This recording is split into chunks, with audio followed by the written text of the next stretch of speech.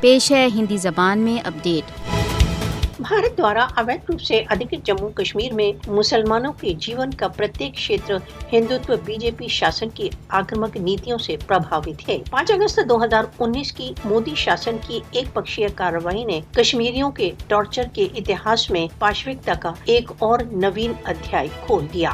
BJP शासन सरकार ने कश्मीरियों को डिसएम्पावर्ड तथा डिसएनफ्रेंचाइज करने के लिए प्रशासनिक, जनसंख्यात्मक तथा निर्वाचन संबद्ध कई एक पग उठाए हैं। भारत की प्रत्येक कार्रवाई का लक्ष्य भारत द्वारा अवैध रूप से अधिकृत जम्मू कश्मीर के मुसलमानों की सांस्कृतिक, भाषाई तथा धार्मिक पहचान को समाप्त करना है। भारत द्वारा अवैध रूप से अधिकृत जम्मू कश्मीर में भारतीय कार्रवाइयाँ अधिकृत फिलिस्तीन में सेटलर इसराइली कार्रवाइयों का ही अनुकरण है। भारतीय अधिकारियों ने स्वतंत्रता समर्थक लोगों तथा संगठनों की करोड़ों रुपए की जायदादें छीन ली हैं। मोदी शासन ने स्थानीय लोगों से जमीनें छीनने तथा उन्हें बाहर के गैर कश्मीरियों को देने के लिए नए कानून बना दिए हैं। भारत द्वारा अवैध रूप से अधिकृत जम्मू कश्मीर में अवैध हत्याओं तथा टॉर्चर सहित मानव अधिकार उल्लंघन निरंतर चालू हैं। बीजेपी शासन ने कश्मीरियों की स्वतंत्रता की आवाज को कुचलने के लिए अपनी दमन कार्रवाइयां बहुत अधिक बढ़ा दी हैं। भारत की फ्रॉड तथा